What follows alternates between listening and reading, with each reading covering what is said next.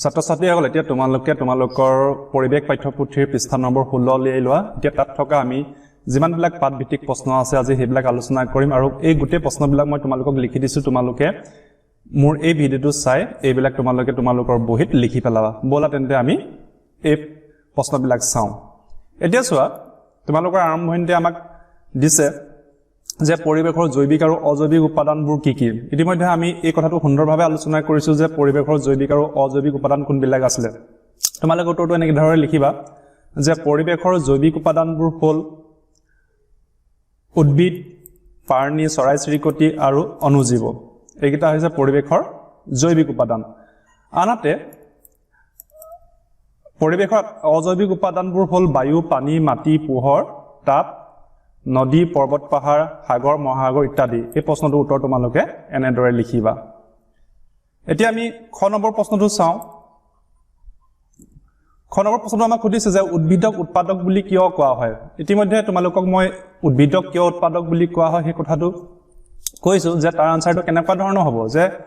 উদ্ভিদে হালুক সংলেখন প্ৰক্ৰিয়াৰ দ্বাৰা নিজৰ আহাৰ নিজে প্ৰস্তুত কৰি ল'ব পাৰে বাবে উদ্ভিদক উৎপাদক বুলি কোৱা হয় নহয় জানো ছাত্ৰ ছাত্ৰীসকল এই কথাটো তোমালোকক মই ইতিমধ্যে ভালদৰে উদাহৰণসহ বুজাই দিছিলো গতিকে তোমালোকে এই প্ৰশ্নটোৰ উত্তৰ এনেদৰে লিখিবা এতিয়া আমি গ নম্বৰ প্ৰশ্নটো চাওঁ গ নম্বৰটো সুধিছে আমাৰ উপভোক্তা কেই প্ৰকাৰ আৰু কি কি এতিয়া চোৱা ছাত্ৰ ছাত্ৰীসকল আমি ইতিমধ্যে উৎপাদক মানে কি সেই কথাটো পাইছিলো যে যিবিলাক বস্তুৱে সাধাৰণতে উদ্ভিদে নিজৰ আহাৰ নিজে তৈয়াৰ কৰি ল'ব পাৰে কাৰণে আমি উদ্ভিদক উৎপাদক বুলি কওঁ আকৌ কিছুমানে কি কৰে সেই উদ্ভিদক আহাৰ হিচাপে গ্ৰহণ কৰে গতিকে সিহঁতক উপভোক্তা বুলি কয় গতিকে আমাক প্ৰশ্নটো সুধিছে কি উপভোক্তা কেই প্ৰকাৰ আৰু কি কি আমাৰ উত্তৰটো কি হ'ব যে উপভোক্তা আমাৰ তিনি প্ৰকাৰৰ সেই কথাটো আমি ইতিমধ্যে আলোচনা কৰিছো প্ৰথমতে আমাৰ প্ৰাথমিক উপভোক্তা যিবিলাকে ডাইৰেক্টলি উৎপাদকক খায় যেনে গৰু মহ তাৰ পিছতে আমাৰ গৌণ বা দ্বিতীয় শ্ৰেণীৰ উপভোক্তা যিবিলাকে তৃণভোজী প্ৰাণীক খায় যেনে বাঘ সিংহ আৰু তৃতীয়তে তৃতীয় শ্ৰেণীৰ উপভোক্তা এই উপভোক্তাবিলাক সাধাৰণতে মানুহ কাউৰী ইহঁতি সৰ্বভোজী হয় ইহঁতি উদ্ভিদকো আহাৰ হিচাপে গ্ৰহণ কৰে আৰু উপভোক্তাকো প্ৰাথমিক উপভোক্তাকো আহাৰ হিচাপে গ্ৰহণ কৰে গতিকে এই গ নম্বৰ উত্তৰটো তোমালোকে এনেদৰে লিখিবা তাৰপিছত ঘ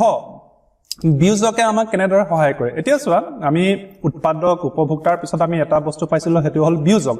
এতিয়া চোৱা যেতিয়া উদ্ভিদ আৰু প্ৰাণীৰ মৃত্যু ঘটে তেতিয়া মৃত্যু হোৱাৰ পিছত সেই মৃতদেহৰ অংশবিলাক কি কৰে এই বিয়োজকে দেহৰ অংশবিলাক ক্ষুদ্ৰ ক্ষুদ্ৰ অংশলৈ পৰিণত কৰে আৰু ইহঁতক মাটিত গেলি পচি যোৱাত সহায় কৰে এতিয়া এই উত্তৰটো এনেদৰে লিখিবা তোমালোকে যে বিয়োজকে উদ্ভিদ আৰু প্ৰাণীৰ মৃত্যু হোৱাৰ পাছত সেইবোৰৰ দেহৰ অংশসমূহৰ বিয়োজন ঘটাই অৰ্থাৎ ক্ষুদ্ৰ ক্ষুদ্ৰ অংশলৈ পৰিণত কৰি গেলি পচি যোৱাত সহায় কৰে গতিকে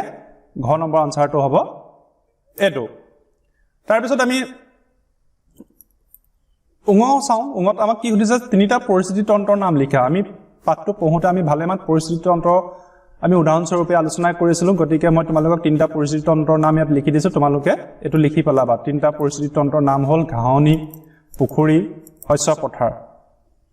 তাৰপিছত এতিয়া আহিলে খালী ঠাই পূৰ কৰা আমাৰ ইয়াত ক খ গ ঘ চাৰিটা খালী ঠাই দিছে তোমালোকে এইকেইটা মই তোমালোকক কৰি দিছো তোমালোকে কৰি পেলাবা যে ক নম্বৰ সুধিছে যে শামুক হ'ল উপভোক্তা কি উপভোক্তা প্ৰাথমিক উপভোক্তা তাৰপিছত খ সুধিছে এটাতকৈ অধিক খাদ্য শৃংখল মিলি খাদ্যজালৰ সৃষ্টি হয় সেই কথাটো আমি জানোৱে যে যেতিয়া খাদ্য শৃংখলত কেইবাটাও খাদ্য শৃংখল লগ লাগে তেতিয়া কি হয় খাদ্যজালৰ সৃষ্টি হয় আমাক গ সুধিছে যে হেন শ্ৰেণীৰ উপভোক্তা কোন শ্ৰেণীৰ উপভোক্তা দ্বিতীয় শ্ৰেণীৰ উপভোক্তা কাৰণ হেন চৰাই প্ৰথম শ্ৰেণীৰ উপভোক্তাবিলাকক আহাৰ হিচাপে গ্ৰহণ কৰে তাৰপিছত ঘ খাদ্যজালৰ এটাতকৈ খাদ্য শৃংখল থাকে অধিক খাদ্য শৃংখল থাকে সেই কথাটো আমি গম পাইছো গতিকে এই চাৰিটা তোমালোকে এনেদৰে কৰি পেলাবা তাৰপিছত আমি চাওঁ 3 নম্বৰ প্ৰশ্নবিলাক শুদ্ধ উত্তৰটো বাছি লয় এতিয়া চোৱা ছাত্ৰ ছাত্ৰীসকল ইয়াত আমাক এতিয়া ক নম্বৰ এই প্ৰশ্নটোলৈ মন কৰা ইয়াত আমাক কেইটা দিছে তিনিটা আমাক অপচন দিছে কিন্তু তিনিটা অপচনৰ যিকোনো এটাহে শুদ্ধ গতিকে আমাক উত্তৰটো আমি শুদ্ধ অপচনটো বিচাৰিলে আমি পুনৰ লিখিব লাগে ইয়াত সুধিছে ক নম্বৰ যে খাদ্য শৃংখলৰ আৰম্ভণিতে সদায় উদ্ভিদ প্ৰাণী অণুজীৱ থাকে কি থাকে তেতিয়া আমি শুদ্ধ আনসাৰটো কি হ'ব আমি জানো যে খাদ্য শৃংখলৰ আৰম্ভণিতে সদায় উদ্ভিদ থাকে গতিকে শুদ্ধটো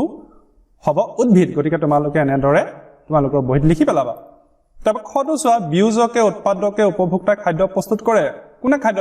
প্ৰস্তুত কৰে সেই কথাটো আমি জানো যে একমাত্ৰ উৎপাদকে নিজৰ খাদ্য প্ৰস্তুত কৰি ল'ব পাৰে গতিকে লিখিবা উৎপাদকে খাদ্য প্ৰস্তুত কৰে তাৰ পিছত চোৱা গ নম্বৰ উৎপাদকে বিয়োজকে উপভোক্তা মৃতদেহ গেলি পচি যোৱাত সহায় কৰে আমি এই মাত্ৰ আলোচনা কৰিছিলো যে আমাৰ পৰিবেশৰ কোনটো বস্তুৱে প্ৰাণী বা উদ্ভিদৰ মৃত্যু হোৱাৰ পিছত হিহঁতক গেলি পচি যোৱাত সহায় কৰে ডেফিনেটলি আনসাৰটো কি হ'ব বিয়োজকে গতিকে আমি এটো কি লিখিম বিয়োজকে মৃতদেহ গেলি পচি যোৱাত সহায় কৰে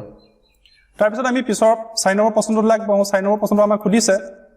যে খাদ্য শৃংখল কি উদাহৰণৰ সৈতে বুজাই লিখা গতিকে ইতিমধ্যে আমি যোৱা ভিডিওটোত খাদ্য শৃংখল মানে কি সেই বিষয়ে আমি আলোচনা কৰিছিলো যেতিয়া পৰিবেশত এটা প্ৰাণী আনটা প্ৰাণীক আহাৰ হিচাপে গ্ৰহণ কৰে বা উদ্ভিদক আহাৰ হিচাপে গ্ৰহণ কৰে তেতিয়া হলে তাত এটা শৃংখলৰ সৃষ্টি হয় আমি হেতুকে খাদ্য শৃংখল বুলি কৈছো গতিকে ইয়াৰ আনসাৰটো এনেকুৱা ধৰণৰ হ'ব যে পৰিবেশত যেতিয়া প্ৰাণীয়ে আন এটা প্ৰাণীক বা উদ্ভিদক খাদ্য হিচাপে খায় তাকে খাদ্য শৃংখল বোলে উদাহৰণস্বৰূপে উদ্ভিদক হৰিণাই খায় আনহাতে হৰিণাক বাঘে খায় এনেকুৱা ধৰণৰ গতিকে এই আনসাৰটো তোমালোকে এনেদৰে লিখিবা ঠিক আছে এতিয়া আমি 5 নম্বৰ প্ৰশ্নটো লাগব আহো আমাক খুদিছে পুখুৰী এটা পৰিস্থিতি তন্ত্ৰ হয়নে যুক্তি সহকাৰে বুজাই লিখা এতিয়া ছাত্ৰ ছাত্ৰীসকল আমি ইতিমধ্যে আমাৰ পাঠটো পঢ়ি গম পাইছো যে আমাকে যিমান বিলাক পৰিস্থিতি তন্ত্ৰ উদাহৰণ দিছিলে তাত থকা উদাহৰণ বিলাকৰ ভিতৰত আটাইতকৈ ভাল উদাহৰণটো হ'ল আমাৰ পুখুৰী এনেকুৱা আমাৰ উপাদান যত আমি গোটে আমাৰ পৰিস্থিতি তন্ত্ৰটোৰ কথা আমি অতি সুন্দৰভাৱে তাত ফুটি উঠে গতিকে আমি এই আনসাৰটো এনেকৈ লিখিব লাগিব তোমালোকে লিখিবা যে পুখুৰী এটা পৰিস্থিতি তন্ত্ৰৰ এটা উত্তম উদাহৰণ পুখুৰী থকা জলজ উদ্ভিদ যেনে হেলাই মেটেকা ভেট পানীত গজা ঘাঁহ আদিয়ে সূৰ্যৰ পোহৰত খাদ্য উৎপাদন কৰে গতিকে এইবোৰ হৈছে উৎপাদক আনহাতে পুখুৰীত থকা বিভিন্ন ধৰণৰ কীটপতংগ সৰু মাছ শামুক আদিয়ে সেই উদ্ভিদবোৰক আহাৰ হিচাপে গ্ৰহণ কৰে গতিকে হিহঁতি হল প্ৰথম শ্ৰেণীৰ উপভোক্তা একেদৰে সেইবিলাকক পুখুৰীত থকা ডাঙৰ মাছ ভেকুলি কেকুৰা আদিয়ে খায় গতিকে ইহঁতি হল দ্বিতীয় শ্ৰেণীৰ উপভোক্তা কথাবিলাক গম পাইছানে তাৰ পিছত লিখিবা আকৌ এইবিলাকক সাপ মাছৰুকা চৰাই বগলী আদিয়ে খায় গতিকে ইহঁতি হল তৃতীয় শ্ৰেণীৰ উপভোক্তা গতিকে দেখা গ'ল যে পুখুৰী এটা পৰিস্থিতি তন্ত্ৰৰ এটা অন্যতম উদাহৰণ গতিকে এই প্ৰশ্নটো যদিও অকণমান দীঘলীয়া হৈছে গতিকে তোমালোকে ভালদৰে এইবিলাক লিখি পেলাবা এতিয়া আমি পিছৰ প্ৰশ্নটো লাগব আহোঁ 6 নম্বৰ প্ৰশ্নটো আমাক সুধিছে যে হালুক সংলেখন বুলিলে কি বুজা এতিয়া চোৱা ছাত্ৰ ছাত্ৰীসকলৰ হালুক সংলেখনৰ কথাটো মই তোমালোকক যোৱা ভিডিওটো ধুনীয়াকৈ বুজাই দিছো যে গছে কি কৰে হিপাৰ দ্বাৰা পানী আৰু খনিজ পদাৰ্থ ডালপাতলৈ পঠিয়াই দিয়ে আৰু ডালপাতে কি কৰে বিশেষকৈ পাতে সূৰ্যৰ পোহৰত সাধাৰণতে পাতত কি থাকে পত্ৰহৰিত থাকে গতিকে পত্ৰহৰিতৰ সহায়ত সূৰ্যৰ পোহৰ লৈ তাপ লৈ আৰু বায়ুৰ পৰা কাৰ্বন ডাই অক্সাইড গেছ গ্ৰহণ কৰি ইহঁতে নিজৰ আহাৰ নিজে প্ৰস্তুত কৰাৰ যিটো প্ৰক্ৰিয়া সেই প্ৰক্ৰিয়াটোকে হালুক সংলেখন বুলি আমি কৈছো গতিকে ইয়াৰ আনসাৰটো এনেকৈ লিখিবা যে সেউজীয়া উদ্ভিদে সূৰ্যৰ পোহৰত পাতত থকা হৰিত কণাৰ উপস্থিতিত বায়ুৰ পৰা গ্ৰহণ কৰা কাৰ্বন ডাই অক্সাইড গেছ আৰু হিপাই শুহি লোৱা পানীৰ সহায়ত খাদ্য প্ৰস্তুত কৰা প্ৰক্ৰিয়াটোৱে হৈছে হালুক সংলেখন প্ৰক্ৰিয়া এইটো এটা বৰ দৰকাৰী প্ৰশ্ন গতিকে এই প্ৰশ্নটো তোমালোকে ভালদৰে মনত ৰাখিবা আৰু ইয়াক ভালদৰে লিখিবা আৰু এই হালুক সংলেখন প্ৰক্ৰিয়াটো বুজিবলৈ যত্ন কৰিবা তাৰ পিছত 7 নম্বৰতে পাৰ্থক্য লিখিব দিছে আমাক ক খ গ আমাক কেইটামান পাৰ্থক্য লিখিব দিছে আমি এই পাৰ্থক্যকেইটা মই তোমালোকক কেনেদৰে কৰাই দিছো প্ৰথমে আমাক কৈছে যে উৎপাদক আৰু বিয়োজকৰ মাজত পাৰ্থক্য কি এতিয়া আমি জানো যে উৎপাদক কাক কয় যে যিবোৰে নিজৰ আহাৰ নিজে তৈয়াৰ কৰি ল'ব পাৰে সিহঁতক উৎপাদক বুলি কোৱা হয় কথাটো আমি বাৰে বাৰে কৈছো যেনে উদ্ভিদ কিন্তু আনহাতে কি উদ্ভিদ আৰু প্ৰাণী মৰাৰ পাছত সেইবোৰৰ দেহৰ অংশসমূহ বিয়োজন ঘটায় অৰ্থাৎ ক্ষুদ্ৰ ক্ষুদ্ৰ অংশলৈ পৰিণত কৰি গেলি পচি যোৱাত সহায় কৰা বস্তুবোৰে হৈছে বিয়োজক যেনে ভেকুৰ বেক্টেৰিয়া তাৰ মানে দুটাৰ মাজত পাৰ্থক্য কি উৎপাদক হল সেইবোৰ বস্তু যিবিলাকে নিজৰ আহাৰ নিজে প্ৰস্তুত কৰি ল'ব পাৰে আৰু বিয়োজক হৈছে যে উদ্ভিদ আৰু প্ৰাণী মৰাৰ পিছত সিহঁতৰ দেহৰ বিয়োজন ঘটায় অৰ্থাৎ সেই সিহঁতক টুকুৰা টুকুৰ কৰি সৰু সৰু টুকুৰালৈ পৰিৱৰ্তন কৰি গেলি পচি যোৱাত সহায় কৰে সিহঁতি হল বিয়োজক গতিকে দুটাৰ মাজত পাৰ্থক্য আছে তাৰ পিছত আমাক খ নম্বৰ তৃণভোজী আৰু মাংসভোজী প্ৰাণী এটো অতি সহজ যে তৃণভোজী প্ৰাণী কোনবিলাক যে যিবিলাক প্ৰাণীয়ে খাদ্য হিচাপে উদ্ভিদ ঘাঁহ বন গছৰ পাত আদি খায় সিহঁতক তৃণভোজী প্ৰাণী বোলে যেনে গৰু ম'হ ছাগলী ইত্যাদি তাৰমানে যিবিলাকে ঘাঁহ বন খায় সিহঁতি তৃণভোজী হল আনহাতে যিবোৰ প্ৰাণীয়ে খাদ্য হিচাপে তৃণভোজী প্ৰাণী খায় অৰ্থাৎ গৰু ছাগলী এইবিলাকক খায় তাৰমানে মাংস খাই জীয়াই থাকে সিহঁতক মাংসভোজী প্ৰাণী বোলে যেনে বাঘ সিংহ ইত্যাদি গতিকে প্ৰশ্নটোৰ উত্তৰটো এনেকৈ লিখিবা তৃণভোজী আৰু মাংসভোজী প্ৰাণী পাৰ্থক্য কি তাৰপিছত আমি গটো চাওঁ খাদ্য শৃংখল আৰু খাদ্য জাল এই কথাটো তোমালোকক মই বুজাই দিছিলো এতিয়া অকমান কৈ দিছো যে খাদ্য শৃংখল কি যে পৰিবেশত যেতিয়া খাদ্য হিচাপে এটা প্ৰাণী আনটা প্ৰাণী বা উদ্ভিদ খায় তাক খাদ্য শৃংখল বোলে বুজি পাইছানে কথাটো তাৰ মানে কি হল ধৰি লও আমি উদ্ভিদক হৰিণাই খাইছে হৰিণাক বাঘে খাইছে এই যে এটাই আনটোক আহাৰ হিচাপে গ্ৰহণ কৰিছে এই বস্তুটোক আমি কি কৈছো খাদ্য শৃংখল বুলি কৈছো কথাটো বুজি পাইছানে আনহাতে খাদ্য জালকো কি যে এনেকুৱা বহুতো খাদ্য শৃংখল লগ লাগিলে যি জাল সৃষ্টি হয় তাকে খাদ্য জাল বোলে অৰ্থাৎ খাদ্য জাল সৃষ্টি হ'বলৈ হলে কি হ'ব বহুতো খাদ্য শৃংখল লগ লাগিব লাগিব তেতিয়া হলে খাদ্য শৃংখল আৰু খাদ্য জালৰ মাজত পাৰ্থক্য এটা আছে গতিকে এই কথাটো তোমালোকক মই এনেদৰে লিখা দিছো তোমালোকে বুজিবলৈ যত্ন কৰিবা তাৰ পিছতে আমি 8 নম্বৰ চাওঁ 8 নম্বৰ সুধিছে আমাক যে পৰিস্থিতি তন্ত্ৰত প্ৰথম শ্ৰেণীৰ উপভোক্তাবোৰ নোহোৱা হৈ গলে কি হ'ব এতিয়া চোৱা ইয়াৰটো এনেদৰে লিখিবা যে পৰিস্থিতি তন্ত্ৰ খাদ্য শৃংখলত থকা উৎপাদক প্ৰাথমিক উপভোক্তা দ্বিতীয় শ্ৰেণীৰ উপভোক্তা তৃতীয় শ্ৰেণীৰ উপভোক্তা ইহঁত পৰস্পৰে নিৰ্ভৰশীল হেয়ে উদাহৰণস্বৰূপে পৰিস্থিতি তন্ত্ৰত প্ৰথম শ্ৰেণীৰ উপভোক্তা অৰ্থাৎ তৃণভোজী প্ৰাণীবোৰ নোহোৱা হৈ গলে দ্বিতীয় শ্ৰেণীৰ উপভোক্তা অৰ্থাৎ মাংসভাজী প্ৰাণীবোৰৰ খাদ্য নোহোৱা হ'ব আৰু তেতিয়া পৰিৱেশৰ ভাৰসাম্যতা নোহোৱা হ'ব গতিকে মই তোমালোকক এই প্ৰশ্নটোৰ উত্তৰ ধুনীয়াকৈ কৰাই দিছো তোমালোকে চাই লিখিবা তাৰ পিছত 9 নম্বৰ চোৱা যে খাদ্যজাল কিয় সৃষ্টি হয় এইমাত্ৰ আমি পাতিছো যে খাদ্যজাল কিয় সৃষ্টি হয় যে উত্তৰটো এনেকুৱা হ'ব যেতিয়া একেটা প্ৰাণীয়ে এটাতকৈ অধিক খাদ্য শৃংখলত ভাগ লয় তেতিয়া পৰিস্থিতি তন্ত্ৰত বহুকেইটা খাদ্য শৃংখল লগ লাগি এখন জালিকাৰ সৃষ্টি কৰে এনেদৰে বহুকেইটা খাদ্য শৃংখল লগ লাগিলে খাদ্যজালৰ সৃষ্টি হয় এই কথাটো তোমালোকৰ কিতাপৰ বৰ ধুনীয়াকৈ দিয়া আছে যদি অকন বুজিবলৈ টান পা তোমালোকে কিতাপখন মেলি সেই খাদ্যজালৰ বিষয়টো তোমালোকে ভালদৰে পঢ়িবা গতিকে এই কথাটো বুজি পাবা এতিয়া আমি শেষৰ প্ৰশ্নটোলৈ আমি আগবাঢ়িছো 10 নম্বৰ এটা সুধিছে যে